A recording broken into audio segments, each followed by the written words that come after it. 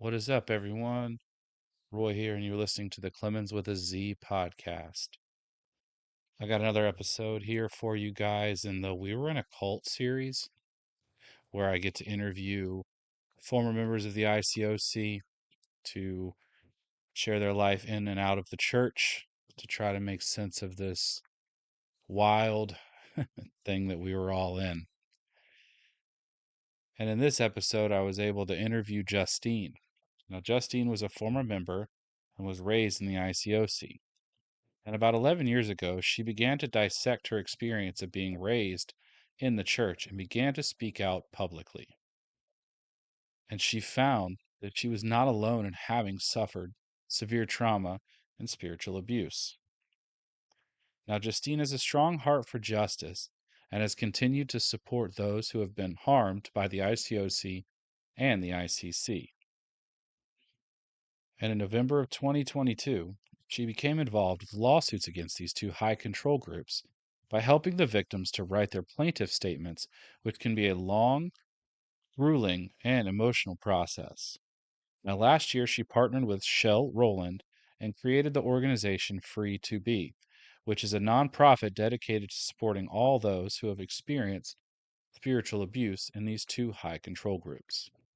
I am grateful for her to come on, share her story, and to add to this growing conversation that is this as we try to figure out we were in a cult. So here we go. Okay, we're live. Hey, Justine. Hi. Thank you so much for being on. Thank you for doing this. Thank you for having Um, me. Really excited. yeah, there's so much that I want to talk to you about, so much that, yeah, with regards to your activism and with helping people with lawsuits and all of that stuff. So let's just jump right in. How did you get involved with the church, the ICOC? I was 3 years old. My mother had, my mom has always had some like drug and alcohol issues and mental health issues. And when I was three, she abandoned us and me and my little sister and my dad, and ended up going and living with my aunt, who was had recently been baptized in the ICOC in San Diego. Mhm. And she ended up, like, I don't know, becoming convicted and studied the Bible, got baptized, and then the church didn't know what to do with her because technically she was married, but they couldn't really put her with the marrieds because she wasn't with her husband, and they couldn't put her with the singles because she was married. And so, and at the time, the church said they didn't believe in divorce. I mean, they still say that, but they didn't believe in divorce, and they told my mom that the right thing to do was to bring her husband into the church and work it out. And my dad drove us out one day to San Diego. I was three and I remember it. Like, this is a core memory for me. And my dad started studying the Bible. He did end up getting baptized. My mom ended up leaving anyway. And my dad was a single dad for a while in the church, which wasn't the safest thing for two little girls. Um, However, he ended up eventually meeting my stepmom, and then my dad and my stepmom raised me in the church until I was 16. Okay. Wow. That is a interesting story right there. Yeah, just wait. Wow. Yeah, no, it's cool. Yeah. So yeah, I guess we could still classify you as a kingdom kid then, right? Definitely a kingdom kid. I don't have like many memories like outside of the church. I mean, 3 years old is pretty much where a lot of your memories start really being Hmm. solid. And so yeah, I don't remember anything in terms of like God or being saved or any of those things other than what the church would have taught me. Yeah. It's interesting as you were telling me the story that nothing that you were saying was surprising with how they dealt with it. Oh no. It's really interesting, And what's even more wild, and we're not going to drop any names, however, It's my fine. dad's discipler did pay for his retainer for the divorce with my mom. And so like back then, and this is like the 90s, early Yeah. 90s, Hmm. they're saying there's no divorces in the church, but they literally paid my dad's retainer to divorce my mom because, like, I mean, it's true that he needed to be divorced, but it's interesting that they maintain that lie. Publicly, you can't get divorced, but don't worry, we got you. Yeah, exactly. I know. Where did those children come from? Who Yeah. knows? Well, So and that, like, oh, go ahead. Sorry. Go well, ahead. that if you, I don't know if your parents are still together. Oh no, my dad passed away 5 years ago. So, Oh, but yeah, they were together till the end. that okay. I love that at least for you and for Yeah. them. hmm Well, for us, it, it was complicated because the divorce thing meant that like the church kind of wanted the kids of divorced parents not to have anything to do with their with the other one, the one that wasn't in the church. Uh-huh. And they would like I like when I was a tween, I had to write a letter to my mom saying I couldn't be in her life unless she repented and got baptized. Whoa. Yeah. Really? Yeah, I know. And I'm not the only one. Like this happened. Like I was in a group, it was our group of the kids who were in like had divorced family. It was really sad. And I was a really sensitive kid, but I think any Uh-huh. kid had a really hard time with that. I don't know of any kid who would not have a hard time with that. Right. Thank you. I know. Yeah. Also, it was like, so you're going to hell, so I can't be in your life. Like what? Again, not surprised. Wish I was. I know. Wish, I wish that I could say that that's crazy. No, it is crazy. It is. Honestly, no, It it's is. 100% crazy. But for Um, us, it's also like normal. Like crazy is normal for us. Crazy is normal. That's good. I'm writing that down in quotation marks for this. Crazy is normal for us. It's weird though because wouldn't like let's just say a judge sees that in a custody case. Like, wouldn't that be a little weird? Okay, so the one thing I would say about that, based on what I know and what I've done for the last 11 years, is that Huh? the church was very good about pulling out who was needed for legal battles and Yeah. Okay. manipulating. So a judge would actually now, first of all, with my mother, there's no judge in the world that would ever give them custody of me because of Sure. what she had done. And I'm good with my mom now. I just think that's important to note. We're good. But at the time, not Yeah. so great and for good reason. And but it wouldn't have been that hard because of all of the people who were in this church who we had a lot, and there still are a lot of very intelligent, very powerful people in these churches, and it's still the same thing where it's like we could call in that favor as needed, especially if there's child support involved because the church really likes money. So if hmm child support's involved, they're going to really make sure that they go to bat for whichever parent has the children that is the disciple. Yeah. Of course they are. Yeah, they were. I mean, it wouldn't still be around if they weren't good at it. They're very good at it. I know. Most churches are. That's the sad part. Most institutions like this always have. And there's lawyers that they know how to manipulate the system and that. And I mean, yeah, it's terrible. And man, you had to write a letter. Someone's see, what always gets me is that there's an adult that is telling a child, this is the right thing for you to do. We trust it We, 100%. yeah, those are the people those are like, that's what's the hardest thing for me to reconcile with anything is the adults in our lives that were telling us this and manipulating us in those ways and like even using our good nature and our hearts for their gain.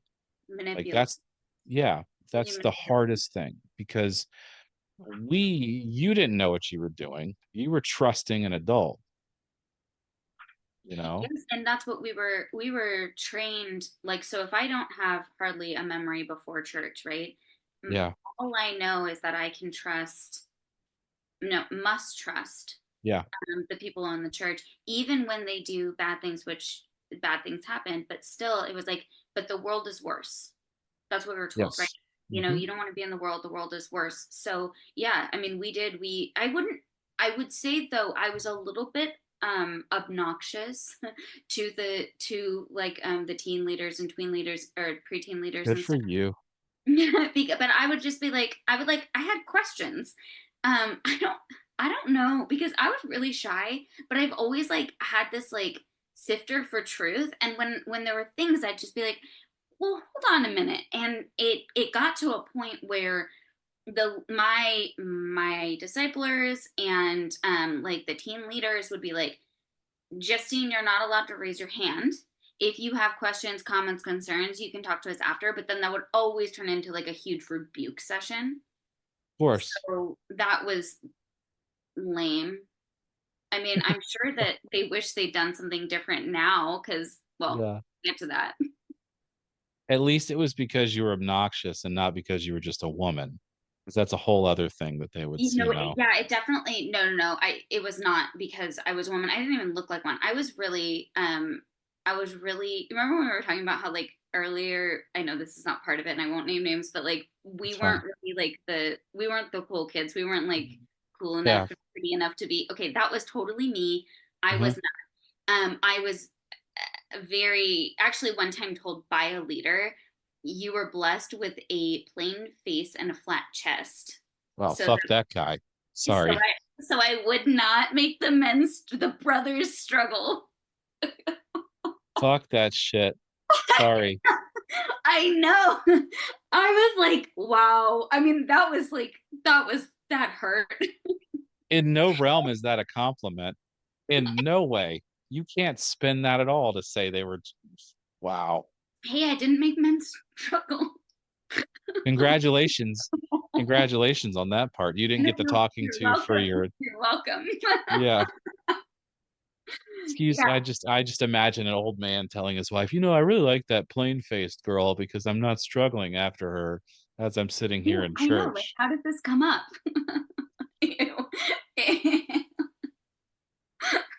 Oh my God, so many adults all up in all of our lives telling us whatever they felt that they could, right? Yes, In whatever way. You guys had it we did. the worst. It was You so guys as bad. the girls. People had so much, what's the word? You had no autonomy. No, absolutely not. Yeah, no autonomy. At the same time of that leader said that to me, I was then told, but your personality basically is making brothers struggle. And I remember looking around the room. I was like pulled aside and I looked around the room. The only people in the room at the time were teen leaders, male teen Ugh. leaders. And I was like, are you telling me that my personality is making adult men struggle? Because that is very disturbing. And it turns out that actually was the case, which ends up, I end up finding out very awkwardly later after I was older. So it was because you were obnoxious and asking questions that some like No, teen leaders, or it was just like you like, because hey, like you I like was Radiohead? laughing. That's cool. I was like laughing. I was at no names. I was like hanging out with the girls. There were like at the time there were the guys were outside playing skateboards, and I was inside with the girls. So I hadn't even interacted with like Yeah. at least not a male my age, not anybody I would have considered a brother, right? Really, you know. And I was sitting on one of the girls' laps, but not in a weird way. It's just like we're kids. I mean, I Yeah. was probably 13 at the time, maybe 14. And we're just laughing. And then I get pulled aside. And I always was pulled aside when I was happy. I think we all were. Like, if you were too happy, and then if you weren't happy, it was like always. So I got pulled aside. And then she basically was like, look, you were blessed with a plain face and a flat chest, so you don't make men struggle, but your personality is making men like the brothers struggle right now. And I was like, how, who, what? I haven't even talked to any of them. And she was like, no, like your personality. And I literally was like, what even? How is this real? Those are adults. Yeah. I wish that this would quit coming up because it is always mind-boggling to me how situations like this were handled. Like the last interview I did, she was shamed because a man was like, "That's making me struggle." I just wish that it would quit coming up, and I also am glad that it doesn't stop coming up because I really feel like a lot of people don't get that. Like, they don't understand why we should continue talking about this stuff. But, like, why in what world is it okay for the reaction to be I mean, I've said this all the time, but I'll keep saying it, for, like, an adult man to tell an adult woman, "This is making me struggle," and then instead of the woman talking to the adult man, the response is, "We need to go talk to this little girl who has no idea what she's doing," you That know? part. Well, I ended up finding out later. I mean, this is what's so gross. Like, why aren't we talking to the adult men who are apparently struggling about children? And purity culture is obviously like an issue. But when I was 18, I ran into a former teen leader, and he said something like, you know, I have been waiting for you to turn 18, and I used to Yet. intention. Yeah, gross, right? And he said that he had intentionally like been our chaperone. You know, when we date, like when you got baptized, you had to go on dates and you had to Yeah. say yes if somebody asked you. Like if a brother asked me, I'd have Yeah, to yeah. say yes. Mhm. Mhm. So he would like instruct brothers like that he discipled to ask me so that he could chaperone our dates. So he like pretended to date me without me knowing. So I'm sure he was. I mean, I'm guessing he must have been the one that where I don't know where that situation happened. I don't know fully because I just remember being like really surprised by the this interaction, and it was weird and uncomfortable and gross and so gross. Like he's been blocked many times. Like he's continued to try to like and I'm like no, still no, never. It's never going to stop it. Wow. It's an interesting realm and to work with the youth in the church. I did it for 5 years. I was a teen worker and worked with it, and it is a very like, intentionality in actions and what you're saying is important. And you were at Like, it is. camp, right? Like you worked at camp, so you had to Yeah, like mhm, be really mhm, like there were no parents around or anything, so you had to really yeah, make sure you were careful mhm. about your verbiage and all of that. Yeah, the director of the camp was really good about that stuff. There was the rules were always set, he said it every week, um, like, w never you're never to be alone with a camper, there always has to be either 2 campers and you or 2 counselors in a camper, you know? Don't be somewhere like, you should never be alone in the cabin with a camper, even if it's in a there should never be a situation where you and this camper are the only ones in a cabin. Like, there's no need for it. Yeah. So, there was stuff like that, and, you're in close proximity, and you're hanging out with these kids all the time, and there's this you just have to be intentional with what you're saying, how you're saying it, how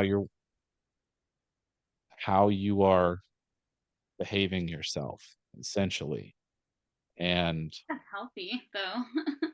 Like it shouldn't you be is. around children? Like be mindful. Yeah, mhm, but it's a tough, like it's just one of those things, and a lot of it's common sense, or it seems like it would be common sense, but I was alone with male teen leaders often. This one in particular alone in his car. Like nothing happened. yeah, Um but like I really did think that these people are supposed to trust them. Like I was yeah, supposed to trust them, and so I didn't. So I was alone. I slept over at my teen leader's house as often as I could. We had so much fun. Like my discipler's house. yeah, We slept over there all the time, but also nothing gross happened. It was a sister's household. got it. I'm not saying nothing gross could have happened. It's just nothing did. Yeah. Man, wow, we really got in it fast. Yeah, hi. Nice to meet you. Um, so like growing up in the church, how was God presented to you? What was your view of God? Who was God?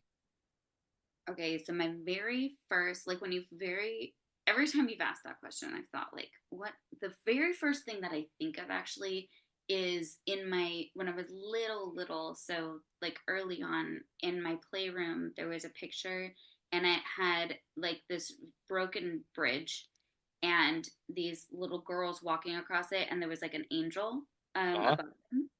And to be honest, that is what I imagined God as. I knew that the like we were told that God was a man or a male and all of those things, but like when I would think of God when I was little, I would always think of this like angel that was protecting me and my little sister, and we needed it. We had a lot of really rough things happen when we were little. I felt like that was us always walking across this like rickety bridge, and there was this angel.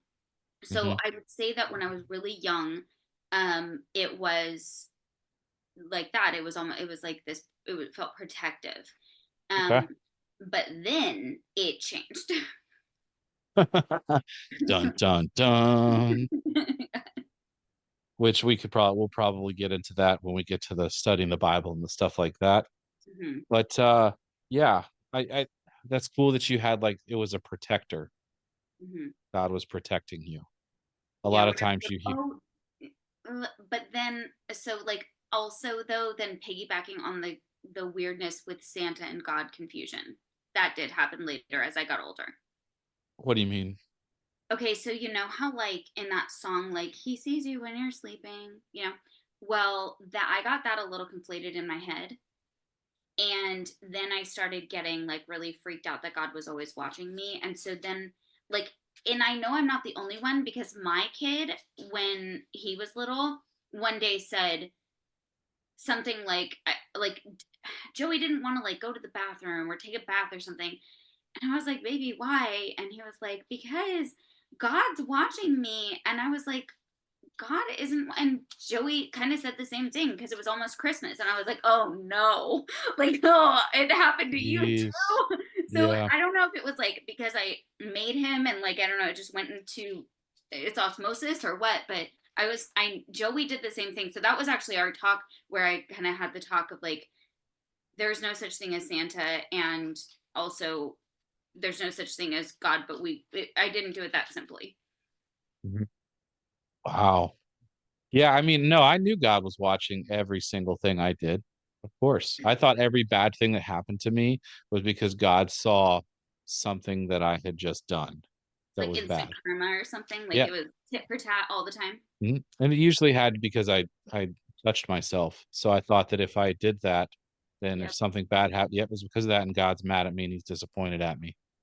Yeah. Hmm. Well, a lot of our like teen friends were told horrible things, like a kitten dies every time you masturbate or whatever. Did you ever hear that? Really Yeah, yeah. And interesting. I was really young when I started exploring in that Uh-huh. area, and my parents called, oh god, this is so gross and weird, they called it the bad thing. And it was really embarrassing because like if it ever like it was like just seeing you're doing the bad thing, and then like and I was really young, so that was really cool to grow up dealing with and be like kind of, I don't know, Demi Lovato came out with an album that really helped me a lot because she was just like, well, I'm deciding to do this because it felt good. Like I basically at one point was like, I guess I'm just gonna go to hell. Like I just Just- decided. and I'm slaughtering baby kittens left and right. It's horrible. Yeah. I mean, I was told that it's a form of gay sex to try to get What? me to stop. Because you're pleasing a man or you're pleasing yourself. Or you're so yeah, yeah. Oh, well, Talk about a reach. that's yeah, that's weird. Yep. So yeah, that got brought up in therapy before. I bet. Yeah, me too. Me too. Definitely. Yeah. Lots of Hmm. therapy for that.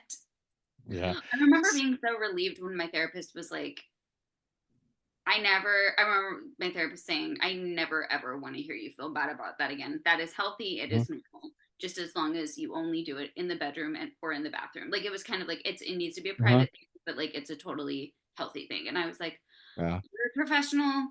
I believe you, and I'm thank you. We never had healthy conversations about that.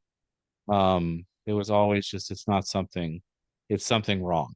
It's always wrong. That's Yeah. the only conversation we had. I remember like have you heard of that I don't know if it's called age of not age of consent, age of it's when people in church it's like age 12 or 13 when a kid is no longer considered like innocent and Innocent. pure. Uh-huh. So now they can like go to hell. I wish I Yeah. knew the word because I was writing about it a couple weeks ago. But I specifically remember it was the first time I tried it. And that was the day I was like, okay, well, I'm going to hell now if I die. Oh no. And like that specific, I Oh, remember how the room is. Like I remember everything about that moment. And I was 13. And I was like, okay, well, that sucks. oh And my. That yeah. that's horrible. How sad. Man, that must have just that's a trauma moment right there. Oh yeah. There's a lot of those.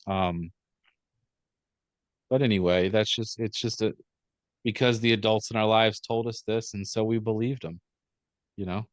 Hmm. Yeah. We didn't have a choice. Nope. Um, we didn't. So like what was good about it in the beginning? Like, were there great things that you can remember from like as a kid? So I think like for my dad, it was great because he had like a instant community, you know. Yeah. Hmm.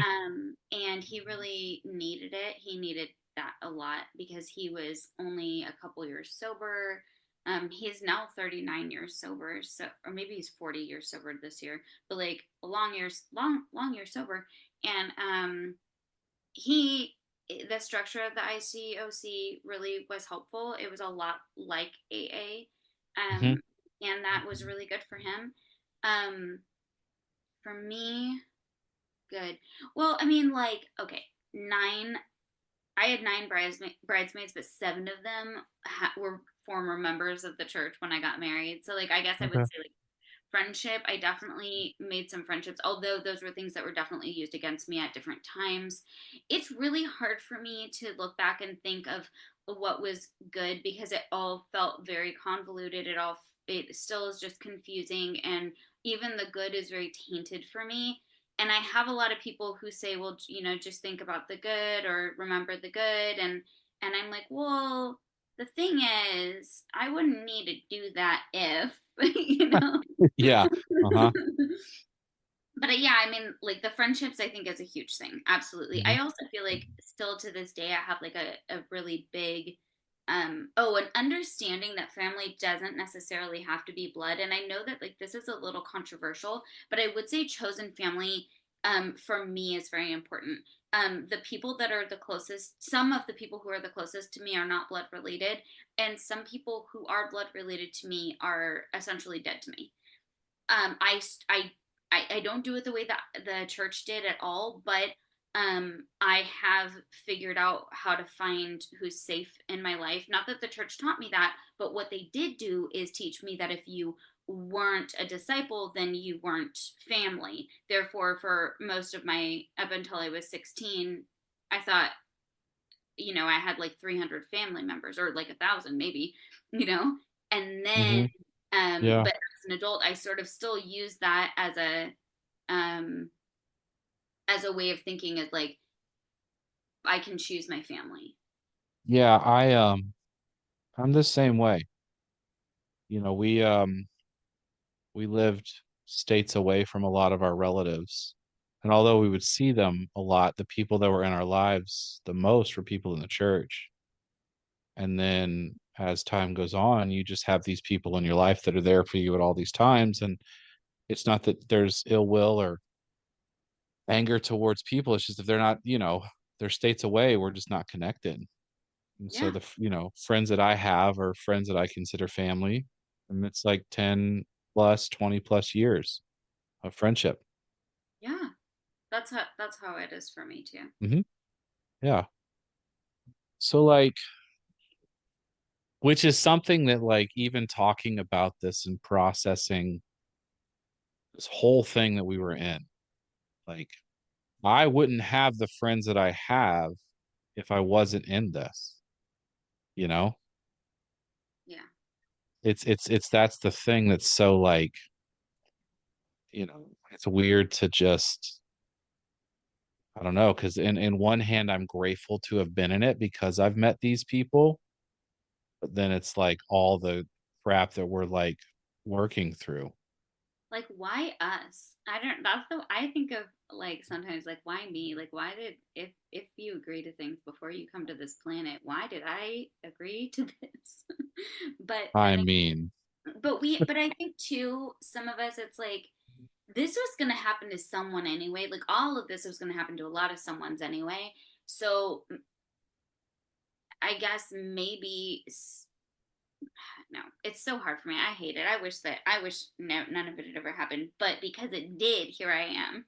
yeah, I mean, I've sat on beaches, I've sat in a chair, I've sat all over the place with that same thought of why was I in this? You Yeah. know, Yeah. because we were plopped into it. I mean, you were 3, I was born into this. My parents had been in it for years, you Yeah. know? Never. Yeah. And your parents were already indoctrinated.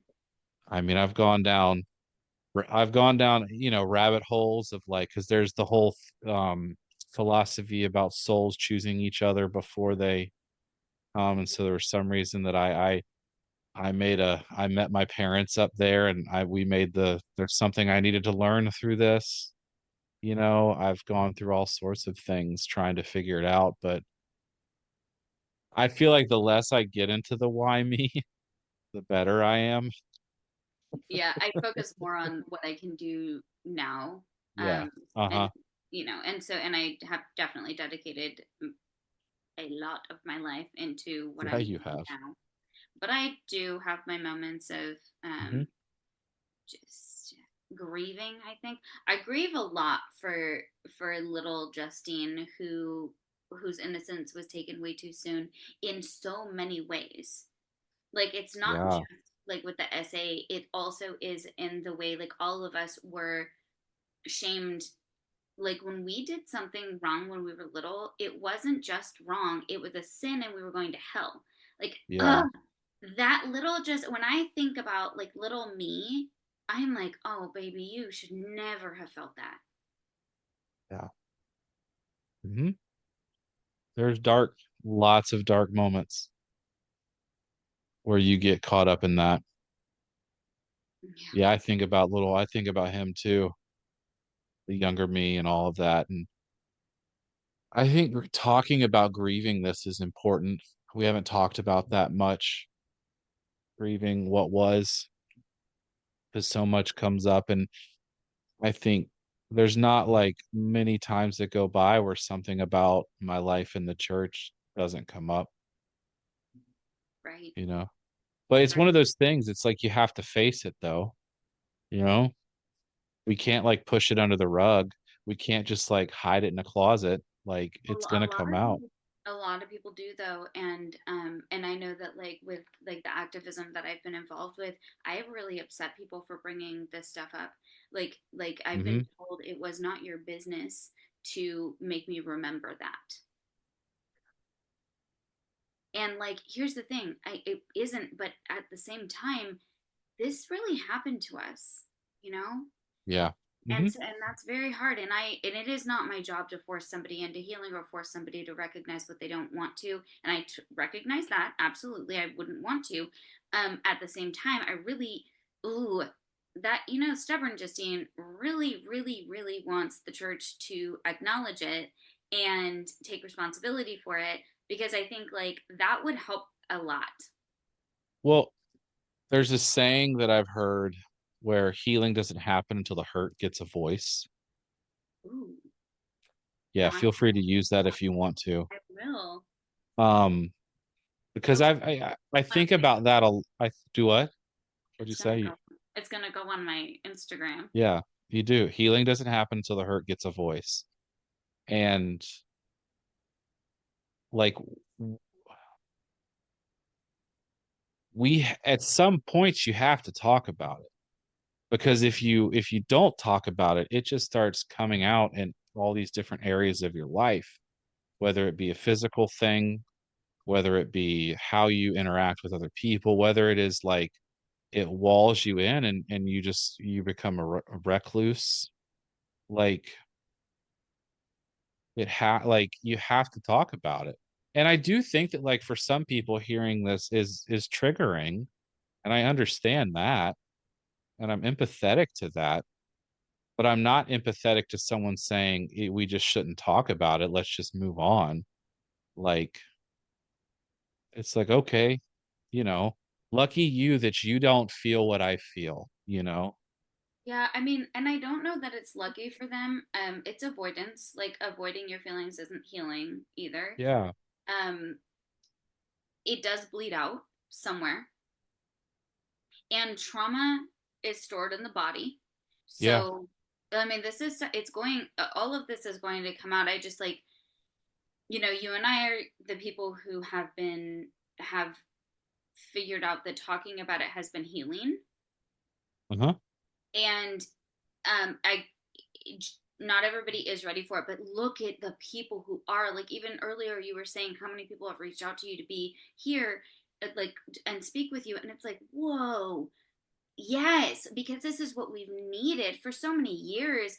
We Yeah. couldn't that, and then even for a long time there wasn't anyone to talk to, kind of like, especially in those years like after it was weird, we didn't all there weren't as many support groups and all of that. So it's like this what we're doing is what we needed. Yeah. And it should be like it shouldn't be shamed, No. you know? I get that it makes people and like I honestly like I don't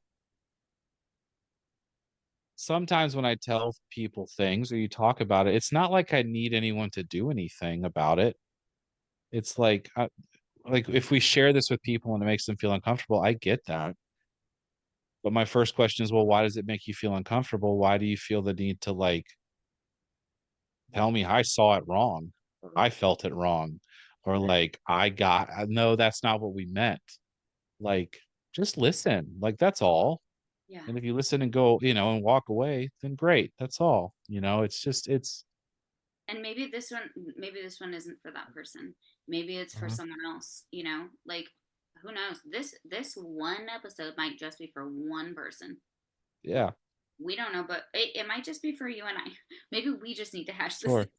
We might just it might just be that.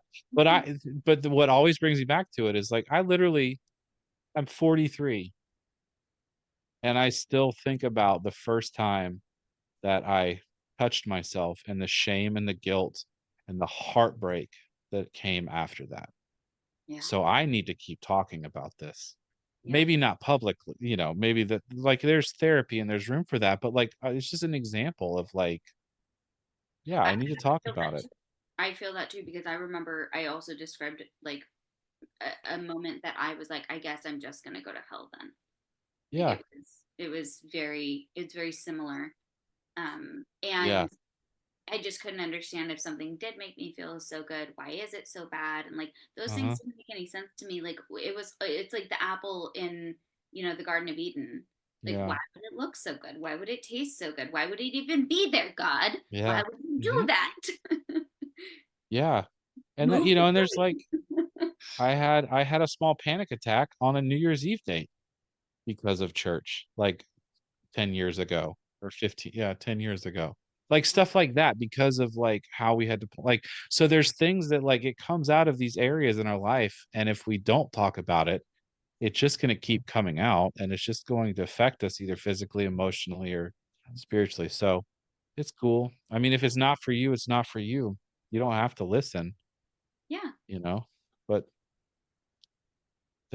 There's upwards of 20,000 people so far, like, downloads, so it's like, yeah, people wanna hear and people wanna come on and talk about it. It's Let's because give that herd a voice. yeah, so many of us have needed it. It's therapeutic. Me knowing that I'm not alone is like priceless. Oh my god, the freedom that or, like, the weight that is lifted off of you when you realize you're not the only one that's ever gone through something like this.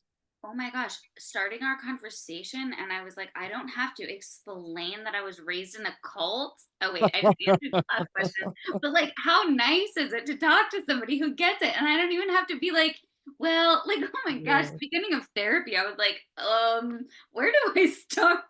Where do I Yeah, start? Because yeah, well, I can't just be like, I went to church. Like, no, I did not just go to church, okay? yeah, I was connecting with someone, a future guest, and we were talking about how great it is to not spend 10 minutes of the conversation explaining, "Okay, so that's what this meant, this is what this meant, and that's what this is," and stuff. You can just kinda roll into it, you know? Speak the same language. We do. Yeah. It is, it's great. So, let's grow this conversation. Um, so why did you decide to study the Bible? What got you to the point that you're like, I've gotta do this"? Oh, you're gonna like it. Okay, so once upon a time, I was at teen camp, and I Yes. had, I was 14. So I Uh, actually studied the Bible a couple of times before this, but never went through with it. got it. And I got my first discipler when I was 9, so I was like really like versed in Get your this. first discipler at 9? What? Yes, I know it's bad. It's because I was I was impure because I was already Oh, menstruating. okay. Got So it. they obviously had to start handling that immediately. So like basically guilt trips all the time. I don't know. So that's how actually my first discipler was really cool. We're actually really good friends, and she's no longer in the church. But at the time, this was the reason. They felt my parents felt like that would help or whatever. Anyway, so I was like, I'd been through the studies numerous times, but continued to not um, decide to be a disciple because I was really confused. I was asking a lot of questions that nobody wanted to answer. I would do things like crazy. I would read the Bible, and then I would like ask when they would read a scripture, and I'd be like, well, the context is, and they'd be like, Justine, stop. You were doing this at, like, I in your was so young. I teens? was so young. And yeah, my friends would be like, Justine, shut up. Like, we're never going to get through this. But I would be like, excuse me. Yeah, it was really bad. I told you I was annoying and obnoxious. I'm still like that. And so, but if you're telling me I'm going to go to hell and then you're reading me the scripture, but you're not mentioning this other part, like, I don't know. It just Yeah, like really irked me. And they told me I was supposed to read the Bible. I did my quiet times. Thank you very much. good Um, for you. Yeah, I know, but that did not work out well for me because then I knew more than like my leaders knew. Um, and now it still probably annoys them. So, and they were men, and I am not. That probably Can't doesn't. make men feel uncomfortable. You Oh, can't. oh yeah, I know. Uh, You need to be quiet, you need to listen, and don't challenge us because we yes, can't handle it. yes, especially not with a book. I feel like I Oh think I god. resonate so much with Belle in like as a Disney princess. Oh, really? Yeah, like you know, in Gaston's like we don't want a woman to read, then she'll start thinking and asking questions. Yeah, Hi, mhm. that was me. They were like, Justine, read the Bible. And then they were like, oh no, we should not have ever done that. We've gotta find a way to shut her up now. Yeah, well, they did. Okay, so exactly. So what they had done Yes. is, Mhm. because I was rebellious and whatever, they decided that the best way to break me, because this was in order to get the kids who weren't becoming disciples and weren't conforming, essentially, they would try to break you as much as they could. So the way for me, one of the ways for me was to take my friends away, and they basically instructed all of my friends that I have known forever that they were not allowed to interact with me if they were disciples. And most of my friends at this point had already become disciples. So um, I was being very separated from the people that were my very best friends, the people that I loved very much. Um, these girls that they were like sisters to me. And so then it was teen camp time. I did not want to go. I like dug my heels in really hard, begged my parents not to make me go. And they, whatever, there was no choice because there was never a choice when it came to this. I remember crying when I got to camp. And so it was interesting and maybe healing to hear how much you loved, like that you even would be like, I would start a camp. Like that's so cool to hear Yeah. because for me, my camp experiences were not awesome. And this was the last one I went to, but I was pissed. I didn't want to be there. I didn't want to be a disciple. I didn't like I was just angry. And and I had just so my parents, it was like August, or no, it had to have been before that. It was just summertime. And I had been begging my parents for years to let me dye my hair pink. Look, I Nice. really, really needed my hair to be pink, and I'd been Uh-huh. begging. And they held off and held off and held off. And finally, they were like, look, the summer before high school, but only for summer, not for school, but for summer, I was allowed to have pink hair. So I had just dyed my hair, I mean, highlighter pink, okay? And Yes. it was fantastic. And I was so happy. I finally had pink hair. But I had no friends. Like I was not allowed to hang out with my friends. So I have to go to this camp where I'm in a room with all the younger girls who are not disciples yet. And that was part, I think that was like kind of a punishment. So but I've got pink hair, so they think I'm cool. And also, when you're raised as a kingdom kid, all the younger kids think you're cool if you're older. So all these girls totally thought I was cool anyway. So like it was like meh, but I couldn't hang out with my friends. I had a really hard time with like I really wanted to, but they were in their cool pretty group being disciples and all of that. And then one of the girls comes running up to me one day and says, so and so in the Inland Empire region thinks you're cute. And I was like, what? Me? Cute? Like, nobody ever thought I was cute. So I was really excited about it. And then they were like, yeah, so you have to come and sit at our table and like you can meet him and blah, blah, blah. So I go, I eat lunch with them. And I'm like so excited. Like a boy thought I was cute and he liked my hair that was pink. And so I was super like, I was finally like, okay, this is cool now. And then he was like, well, do you want to go for a walk? And I was like, yeah. So we went for a walk. Oh my Wow. God. You guys, the walk. Oh, I got in so much trouble for that walk. How dare you walk with someone? Walk is basically first base. Pretty much, you'd think we held hands. Did you like walk deep into the woods or did you walk from like one building to another? Yeah, we walked like out in the open on grass. Like I don't it was not even but then the rumors had already begun. I mean, and Oh, yeah. how Here so we it's go. like wildfire. So now Justine and so and so in the Inland Empire are dating. Like this all happened like in I mean this was an instant. Oh, so then I end up getting discipled so hard. And I've looked back at my journals of like this time in my life, and the amount of times that I mention being discipled really hard and crying is really sad, like poor little Justine. But I got discipled really hard about it being this was impure and blah blah blah blah blah, and they're just laying into me and laying into me and then telling me about how this is this is why I can't spend time with my friends and I'm a bad influence, and and I'm in the room with the younger girls, how could I be such a bad influence, and like just oh my gosh it was. And so at this point I'm like, well, I'm a piece of shit. Yep. That And tracks. right, and so then I was like, well, I guess I'll repent and I want to study the Bible. And that was like my last ditch effort. Right? I'll just study the Bible. But like, I really at that point was like, it was one way to get out of trouble for sure. But also, it was Yep. like, hey, I'm gonna like, maybe I am shitty. Like, I have no friends. I have, like it just all made sense. And I started studying the Bible that Sunday, and I got baptized the next Sunday. What? Shit you not. I know everybody, it took them forever, but me, remember, I've done it a lot of times. And I Yeah. also am smarter than I look.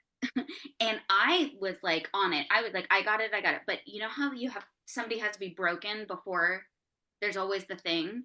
Yeah, they had to break you down real Are you hard. ready? Are you ready? Yeah, I'm ready. I'm not gonna cry when I tell you because it still upsets me a little. I had to do EMDR for this. Okay, so Oh, I've had to do it too for some things at church. and this like it sounds so silly, but it was not for me. So I had to dye my hair. I had my hair pink for a week, and That's what you had to do? they told me that I could not have pink hair and be a disciple, and they made me go on a prayer walk. They argued with my parents because my parents were like, we told her she could have it for the summer.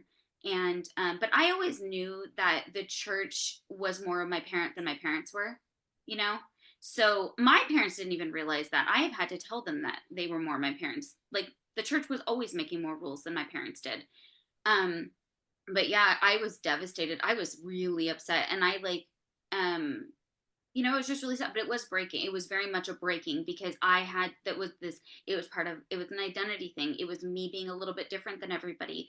It was me being seen. It was the fact that it was just something I wanted to do that was just for me. There were so many things that were wrapped in me having this pink hair for this summer. And then in order to go to heaven, in order to have salvation, I had to dye my hair. And so ultimately, and so they told me this on Friday. Saturday, I gave in. I went to my best friend's house because we were allowed to talk now because I was studying the Bible. I went to Yeah, my best friend's house. Her and her mom helped to bleach out my hair. It looked horrible, absolutely horrible because it had just been bleached and it was a whole thing. It looked really bad. yeah, And then Sunday, I it was announced Justine's getting baptized, and like everyone went. I had a huge baptism. Like my mom even came.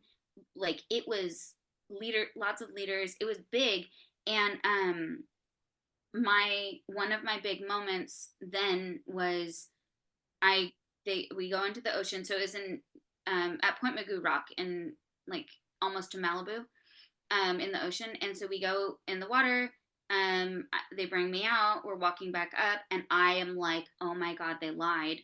Because I thought for sure I would feel pure. I would feel saved. I would be different. I wouldn't be yeah. whatever wretched sinner that I've always been, that, Mhm.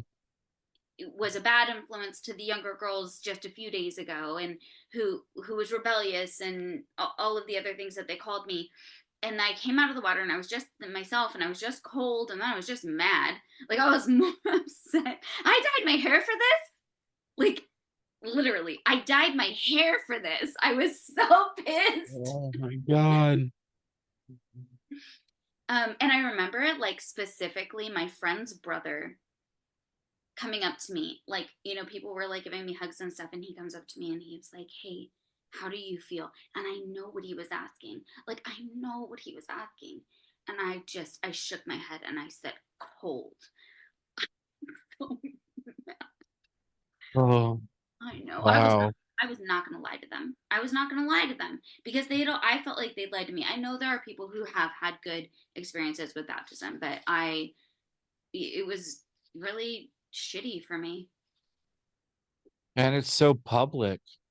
Oh, I know, everyone was there. Everyone Every, was there because they were like, "We got her. We yeah, broke her." Can you yeah, believe it? yeah. This obnoxious, plain-faced girl. We got Hmm. her to I'm Yeah, sorry. I hope that's no, funny. literally, I Okay, know. good. Yeah. We got her. Okay. Win one for God, because pink hair is not gonna be in heaven. Yeah, yes, there will not be any. Did you know? I know, I just imagine, like it's like I always go to there's that South Park episode where everyone's trying to get into heaven, and they're like, there's this big old mob outside the gates. "I was a Presbyterian, I was this, I was that," and the guy has this clipboard, and he's like, "I'm sorry, the correct answer was Mormonism?" Mormonism, so I'm thinking with you, it's like, "I'm sorry, the correct hair was blonde?" Yep, Yeah, my bad.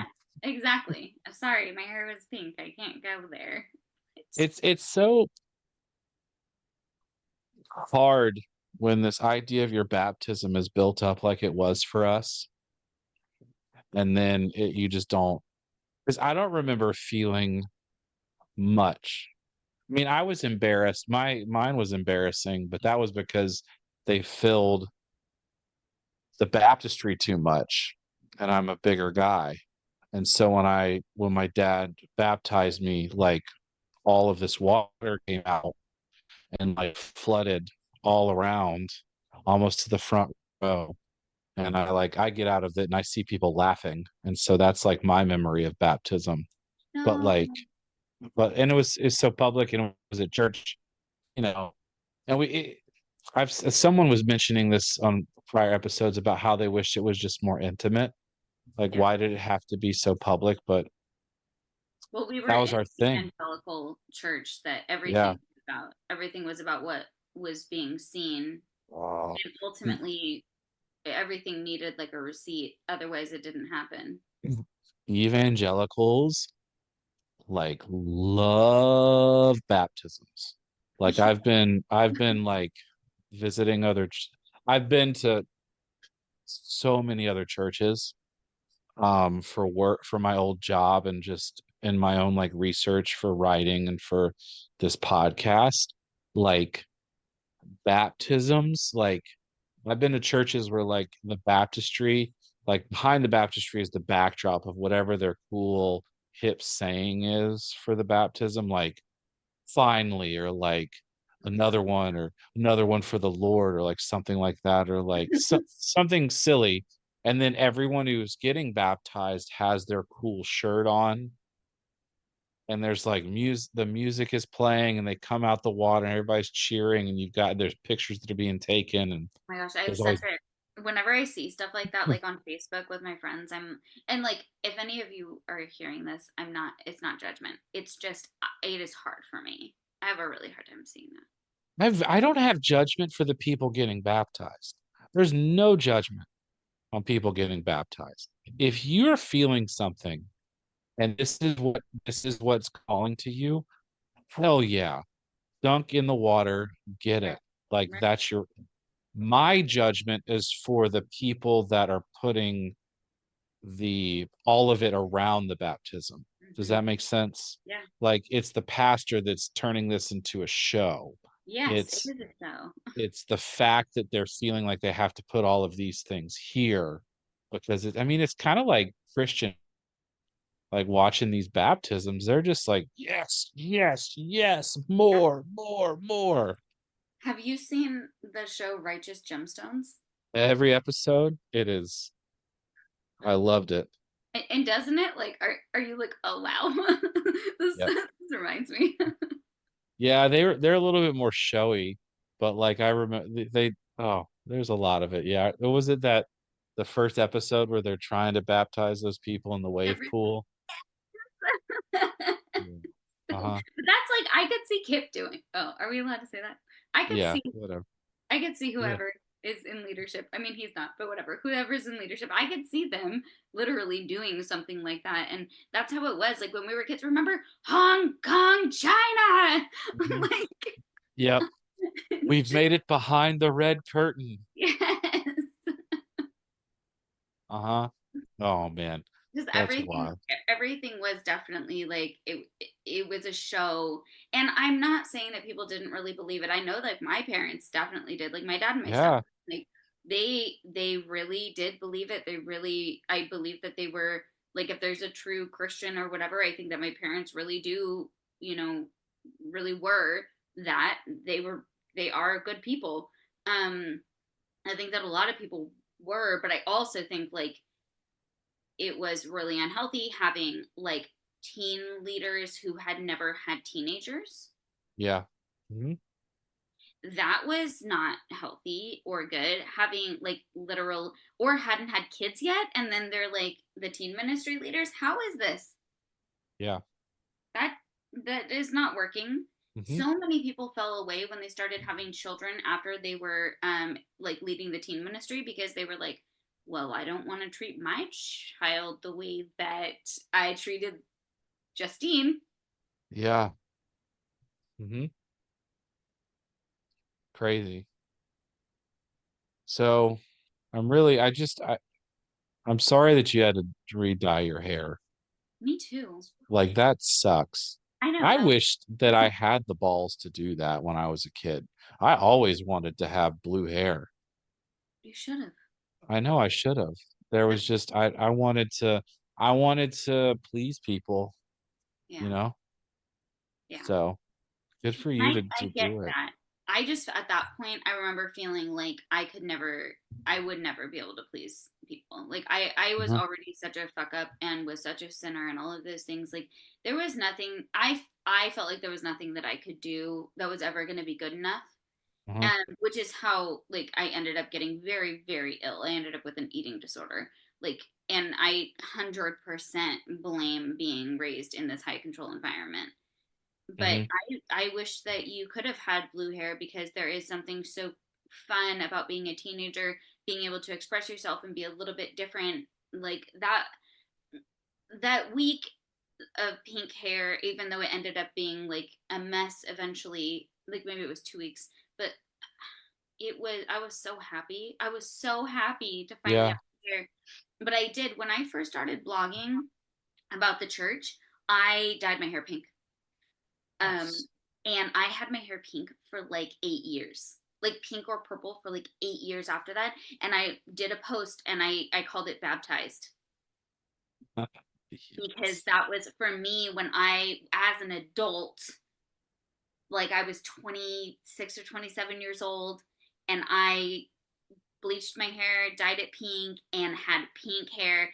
And it was like this thing. I like did not dye my hair after that whole situation because was so traumatic. So when I did,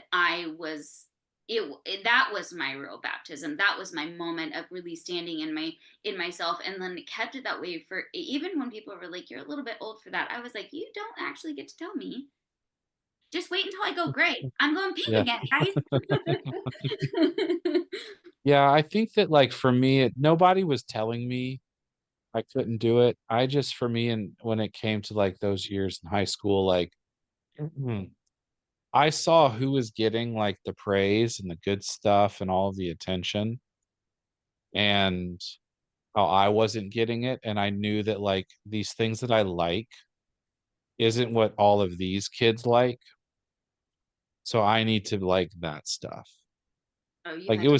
it was something that I internalized that has taken it took a long time. Like I remember when I wore like a Nike hoodie that I had gotten and a bunch of kids were like, "That's awesome. That's great. Wonderful." And I was like, "Okay, so I need to wear this all the time." Or like stuff like that. When really like it was like for me what I wanted was like black and like I was listening to loud and heavy stuff. Like that was me and weird music and things like that. Like I wanted to be that, but I knew that like if I was going to be that, I wouldn't get in with this crowd. Because like Absolutely. for us, it was like you had the devotional where if you were studying past a certain whatever, and then or baptized, you could go to that. So Yeah, I wanted into that. right. So No, that totally makes sense. mhm. And I feel like I can definitely relate. In my, you know how like the leaders kids always had like better stuff, you know? Yeah. Mhm. Um, Looking back, it's wild because my parents, like my dad worked and has always worked pretty much every day of my life. Um, and but it's not like we didn't have money, but we didn't because it all went to the church. And so like we were shopping at Goodwill before it was cool. And my parents were very, very frugal. And it was so confusing because these like the teen leaders kids had the Nike or whatever it was, Calvin Klein for like my age group. Like that was really a thing. Tommy Um, Hilfiger. Yes. Oh my gosh. Yes. And like those were things, you know what, when I did get those things, it was because the teen leaders kids gave me hand-me-downs. My God, I had that too. I had a kid, I had hand-me-downs and to like nobody understood to see someone have a trash bag of clothes for you showing up and then you have to take the trash bag out of church, like that does something to you, right? And it's like, these are for you. Like, oh my gosh. Like, ugh. What's hilarious now though is my friends and I always do like clothing exchanges, and it's not gross anymore. But at the time, I will say that it was humiliating. Or like if you wore something and then one of the girls would be like, oh yeah, I, re- I remember like my first bra was a liter, one that we've spoken about earlier. It had been hers, and she said to me, "Oh yeah, I grew out of that." And I just was like, "Thanks." Gross. My parents wouldn't buy Weird. me a bra. Like my parents were super weird about. I don't know what they thought would happen. I had to beg them to let me shave my legs, and like it was the weirdest thing. But so and so, the same person, she got to shave her legs, so I wanted to shave my legs. Like if she's doing it, I should be able Oh my gosh. to. Yeah, you brought like bringing up that memory of like hand-me-downs, like totally brought me back to that place. It's so wild. Like so Yeah. people don't know what that like how that feels to Mm-mm. have hand-me-downs from someone that's like not family, you And know? somebody who's like better than you, like the way Yep. that they Hmm. were always better than us. And okay, so I will say though, I feel bad for the leaders' kids because they were held, like we were held to a really high standard, but Yeah. man, were they held to a standard that was even more impossible. God, I would love to talk to some of them. I I really wish would. I wish you could, and I know I have, but it's obviously those are not my stories to tell. But I'll say that like even where I have frustration, or maybe we are not friends or whatever, I have a ton of empathy for the leaders' kids. What they and one of the people who was on your podcast that we discussed, like she was a leader's kid. Her parents were elders, and she was held to a standard that was ridiculous. Yeah, I worked with a teen that was a leader's kid, and it's tough. It's tough on them. And this was after the letter when I was working with the teens. And so they saw the before and the after, and it was hard. I think about that kid at least monthly, you Wow. know. I mean, and like, but it's easy for us in this space to like, you wanna say so many things because they had all the stuff that we wanted. No. And then once I think that, I now and I'm grateful to therapy and grateful for this like conversations doing this because it's like I'm able to reframe that and kind of look at it bigger picture. Like they still hurt just like we did. Like they too, some of them were born into it just like I was, you Yeah. know, and when things hit the fan like it did, they probably dealt with it it was a very different situation for them than it was for us too. Absolutely. I mean, yeah, it's really hard for me to be like, wow, you got to have brand new actual clothes that had tags on them. Things like so, those are things like the teenage Justine feels a Uh-huh. little salty about for sure. I also felt salty about like why did the leaders' kids always get like leader disciplers? That wasn't, I don't think that made any sense. I think that there were a lot of other kids who were struggling a lot because like maybe they were in like a one income household, or like single parents, or had been through abuse or whatever it was, and then they're not given the most spiritual discipler. Like you would think that those are the kids that should have had that, and they weren't. I mean, I should have had. I'm grateful for the disciplers that I had, but like considering the trauma that I experienced as a child, and they all knew about it because that they never kept any. Everybody knew about everything. Everybody Yeah. knew about everything. You would think that they would have been like, well, okay, so Justine might be stubborn or rebellious or whatever, but like maybe we should like love her, or maybe help her have some self esteem or something. That was not what was happening. Yeah. There was no space for that though. There was no space for anything other than the the agenda, the purpose, the movement, right? It's true. That's what that there was no space to talk about mental health. There was no space to deal with these things, you know. It was let's get them in the water, get them baptized, grow the They're numbers, then they tithe. yep, get their tithe. Then if they're in the water, they can get other people in the water, and then that's what we're doing. And in two, like I had great teen workers that were in my life. I mean, that was why I wanted to be a teen worker. That's why I worked at the camp. That's why I was a teacher. Like it was a very much a deciding one of not a deciding factor. It's one of the factors that has gotten me to where I am today, able to be stable-ish. Do you think any of that is a little bit of your own like self therapy, like you being that like being able to sort of like reenact these things and do it in a way that is healthy for these kids?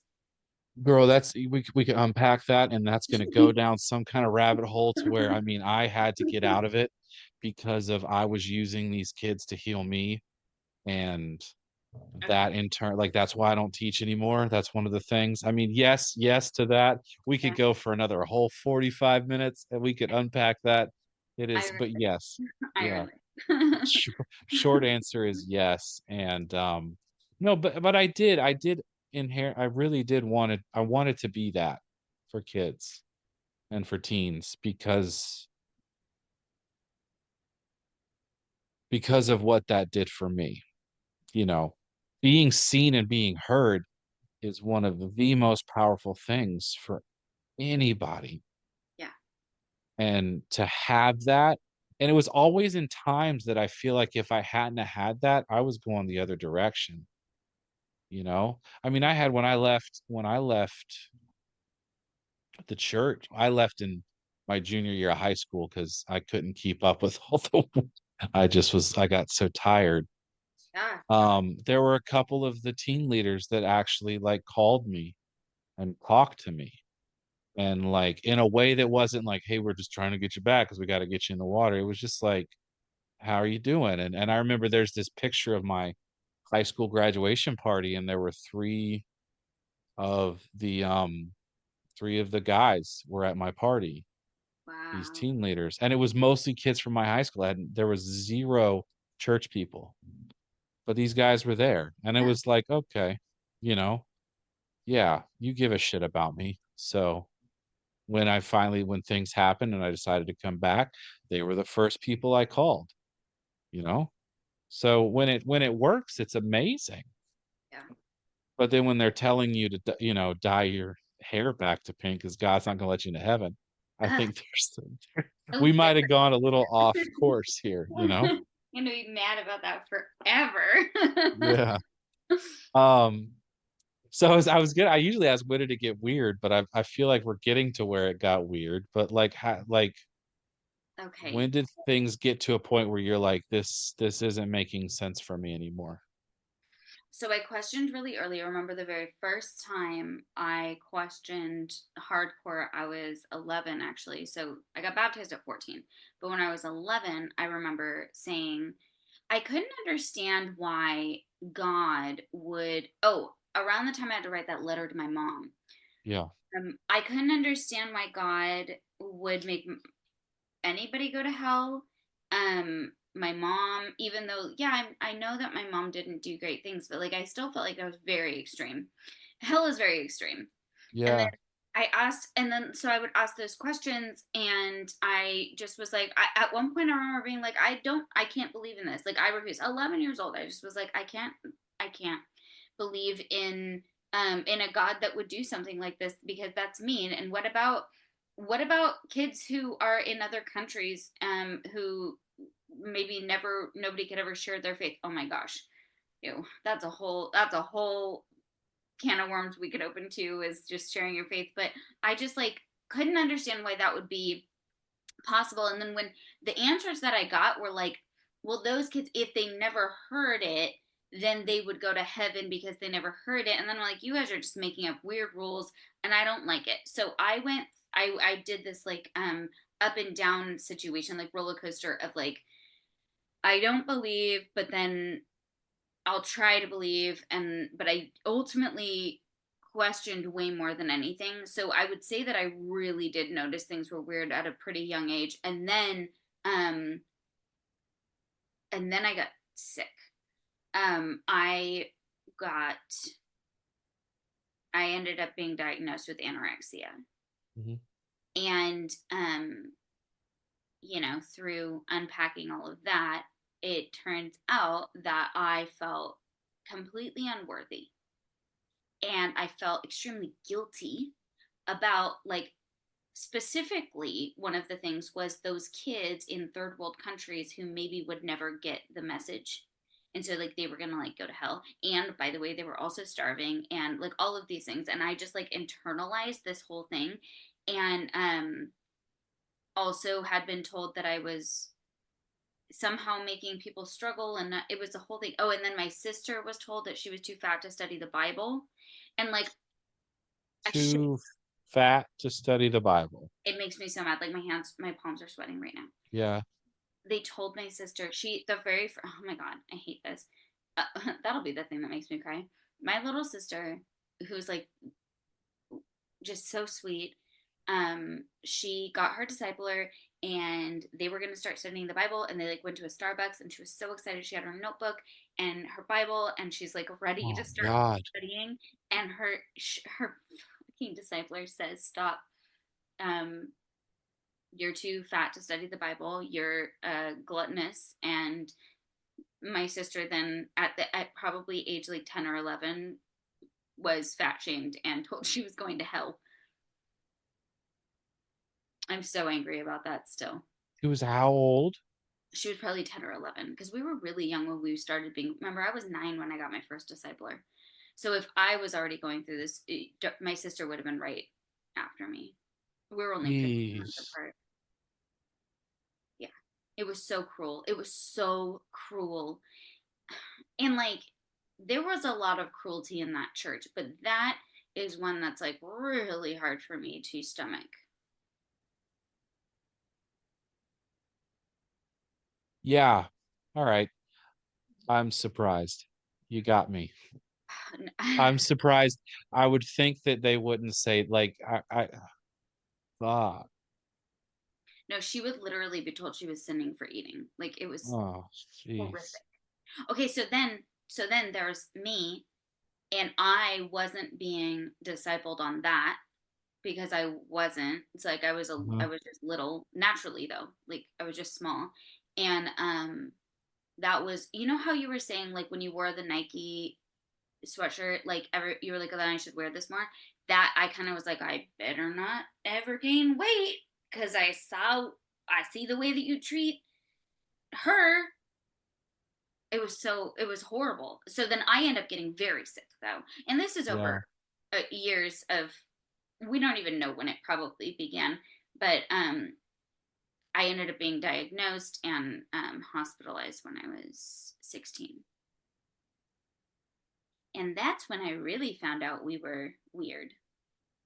Like weird, the weird ones. You know how like you kind of were like, this is weird, this is weird. Like my friends, like my school friends kind of think we're weird, but no, no, no. I found out for sure when I was in residential treatment program, because that's when Jeez. everybody was like, what? Like I used to have to ask questions like, is this real or is this cult? Like we had to actually have that because I didn't know what was normal.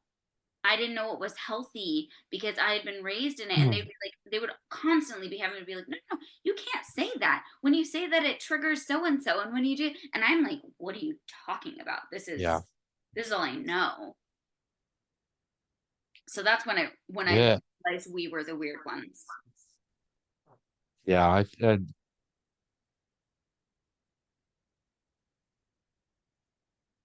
it's a lot, and the things that we are told, how we internalize it. And that's why it's like if there's anything we need to take care of, it's how we say these to the young people. Yeah, Because like we sorry, you're like I'm sorry. I know I broke it. no, it's okay. It's we we can't just throw this shit around to kids who can't process things like an adult, you know? But we just threw we would throw all these things around, these words and these phrases and these ways of thinking and put this shit on kids. And like, we just create our stories and our reality. That's all we do, you know? And they should have been more careful. There should have been a lot of things, huh? Yeah, it should have been a lot of things. Someone should have punched the team leader in the face for saying something like that. I am nonviolent, but I don't know that I would not punch her if I saw her today. Yeah, it, it's it's it's messed up. But even like considering like your baptism story and how like you still have that like moment of watching the water. Like that must be how my sister felt, and she didn't even yeah, have to be baptized. Like that moment, I the deflation, it makes me so angry, and I feel so protective of her. And yeah, like I said, kids, like you have a child, you yeah. you would punch the person who had said that to him, right? Oh God, yeah. Of course. I intentionality with the words that I use with my kid. I mean, sometimes I get exhausted because I've spent all day because I know what it's like. Like I know how that feels. And also in teaching and seeing other kids that didn't have parents that are thinking about this stuff, how they are at like 7 and 8. I mean, you've gotta be careful. And Yeah. it's not fair. And what's so sad, what's interesting is because like I think like not all of the churches were like this. But if you're at one of the churches in our movement that were like one of the big churches, all eyes were on you. Yeah. I was in Atlanta. That was a cornerstone church for a lot of places. Yeah, it was. You were in California. If you were in, I bet if you were in New York or Boston, I mean, there's just this like high demand Hmm. of like quote unquote shininess. Like you've got to be this. And so like, because I've talked to people and they're like, they were at a smaller church and they're like, I can't believe like what? It was nothing like them, Oh my gosh, no. For us, you know? it was high demand, like extremely high demand. But I also like my early memories are being in Kids Kingdom with Kip's children. Yeah. Like we were. I went to like middle school and high school with Kip's niece. Yeah. If there's a spotlight anywhere, it's there, Yeah, you know? yeah. Like we and there and you could never be good. I certainly was never going to be good enough. Uh-huh. Like for them, I was never going to be good enough. Um, and it's like it's really sad because if if they had treated me differently, I would have been like the best disciple. Like I really think I would have been because like I'm really like Yeah. when I am dedicated, I don't know if you've seen the recent lawsuits or whatever, but when I believe in something, you can't stop me. It is Yeah. I like go big or go home. They If lost out on you, huh? no, they did. Oh my gosh, there'd be so many disciples now. We'd You know still what would be have been the there. problem? No, the problem would be I'm a woman though. So Of the problem course, because you're I would not, yeah. I'd need a husband that could keep up. Yep, you would. You would have to, because you wouldn't be allowed to, be a Yeah, leader. You wouldn't be allowed to speak. You I could do the wouldn't. welcome, maybe. I don't know. No, what I'd write his sermons for him is what would happen. That's yep. Hmm. That would be exactly. Oh my gosh.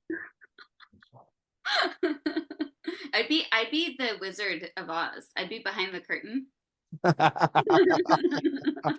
Totally. You'd probably write the best sermons too, I would. I go, especially with oh your obnoxious questions. You would be like, the context of this means that this is what they were saying, and they yes. use this word, and this word is defined by this, but probably in this context of this sentence, it's being used in the present progressive, which is different, blah, blah, Yes. blah, blah, blah. Yep.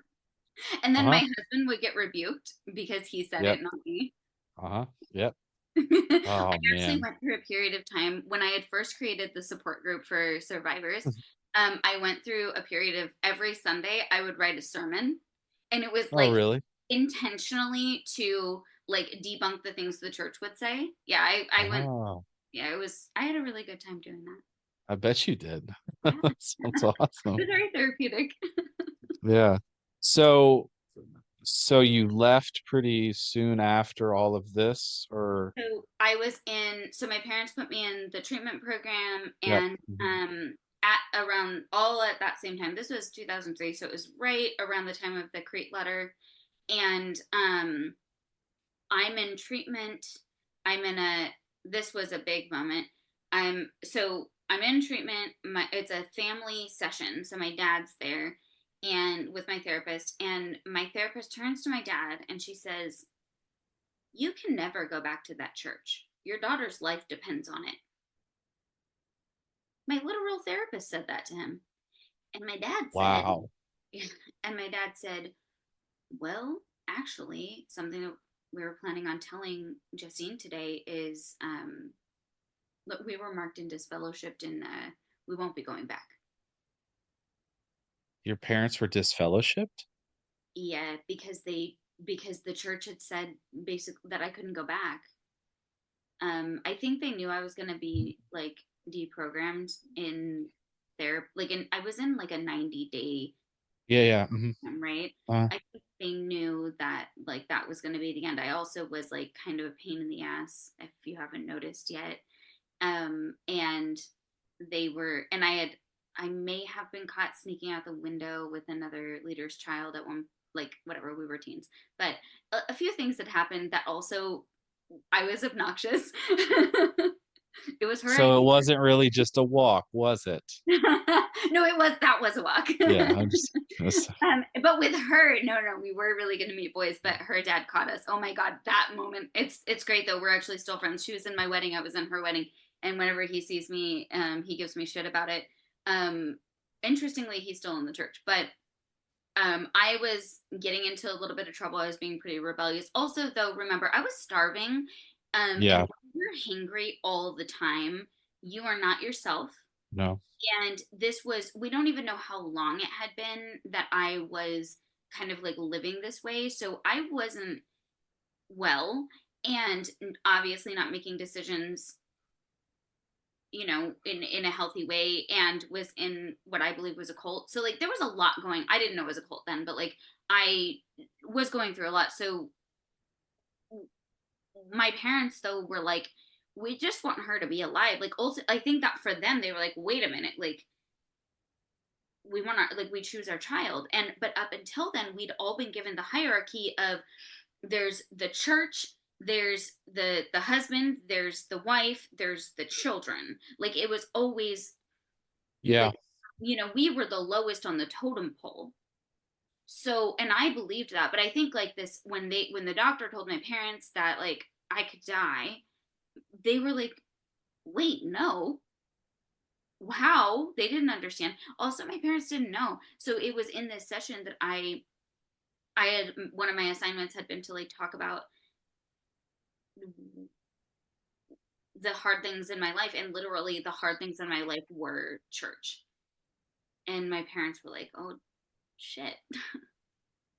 And so we didn't ever have to go back, but they were marked and disfellowshipped because the church didn't agree with putting me in treatment, and they didn't want us to go back, me or my sister to go back to church.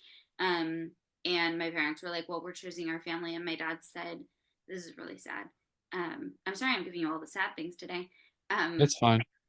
my dad said one day he had 300 friends, and the next day he had two. Yeesh. And that's how it was when you were marked and disfellowshipped. Everybody just turned their back on you. Yep. And Mhm. that was very lonely for them. My parents could not talk about it. My dad still has a very hard time talking about it. He is extremely supportive, though, supportive of what I'm doing, because I think that he knows I need to. And I think he knows that it's the right thing to do, but he doesn't like to talk about it. Well, good for him, though, for choosing. Me. Yeah. Yeah. for making the right decision. Well, I'm alive because of it, Yeah, right? glad you made that decision. I am too. I'm very grateful. I'm Mhm. very grateful for yeah, I think that was the moment that I understood that my dad really loved me. Like I knew he did, but I always thought there was this hierarchy. Yeah, And mhm, that knowing that my dad literally left the community that we'd had the whole time and it was to save my life, like it made me want to live. And I was suicidal when I was 11. Like the time when I was like, I don't think God exists. Like they actually put me in. That was the first time they had to put me in a program because I had attempted. And I ran mhm. away when I was 13. Like I really was trying. I think I was begging somebody to notice there was something wrong here.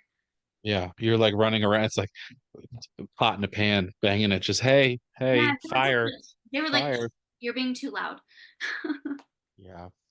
I just think of the thousands of other kids whose parents and whose people, like, they listen to the church. Because when it comes to, like, mental health, when it comes to psychiatrists, when it comes to any of this stuff, the church is it's very, like, anti that in a lot of ways. It's either you pray, you read the Bible, and you're gonna get all the answers you need. And it's so there's so many people, like, I hear stories and, I wish it's like these times, like, I wish that we were special in that, like, we were the only church that dealt with this, We're not. but it's all over the place, and, like, I think that, like, one of the things is my taking care of my mental health has, like, saved so many things about my life. Talking with someone, working it out, like, breaking the patterns that form in our head that we can't fix, or my therapist calls my emotion the 300-pound, elephant, you know? Yes. When that starts to take control of me, and I was living with that, and I still live with it, but it's like, I don't know, like, it's just such a damning thing for the church, a story like this, because it's like, for your father to choose his family, he lost what was supposed to be the only way to God, right? Yeah. Yeah, that is like thank you for yes. Yeah, That is how big this is and how big it was for me, but also like how big it was for me to recognize. I yeah, knew mhm, even though I was young, I knew what this meant for them. And that was I felt kind of guilty but like selfishly grateful. yeah, uh-huh, no, I get what Because you yeah, I didn't want to ever I never wanted to go back. I hadn't wanted to go to church for years. Um and had been forced into it, but I really did know that this meant a lot for my family and it really wrecked us for a while too. It took us a long time. My dad, my stepmom and my sister and I are like extremely close and we don't keep secrets now, but like we went through a lot of hard times to get to that point. But we all chose ultimately we all chose each other. it's so wild how, like, we walk I think at any point in life I used to think about this about pregnancy and, like, birth is, like, birth is you're walking this razor thin line where, like, on the left is order and on the right is chaos, and, like, no matter like, the wind can blow, like, just a little bit, and before you know it, everything's gonna fall apart. Yeah. And, oh my god, I lost my train of thought because I was saying that. Shoot, what was I saying right before that? Damn it. Um Oh, so these decisions, so, like, your parent like, there's these we're walking through life, and it's like, one decision can take you this one entire way. And so, like, I just it's like the decision that he could have made could have been would have taken you down this whole other path, and it's like Yeah. sometimes that's when I feel like there's something more going on behind the scenes. You Okay, know what so I mean? but what about the moment where my mom called my dad when I was 3 and was like, "Come join this church and we'll be together." Like, my dad could have just not. He could have just recognized that my mom was. I get a little salty about that one too. Like, Sure, yeah, yeah, I get could that. have just Yeah. like been like, "You're not good for these girls."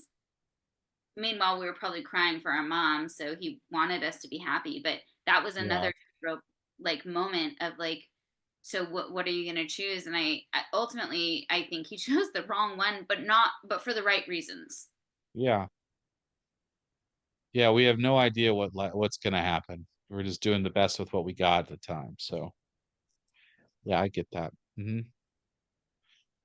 So, where'd you land with all this stuff?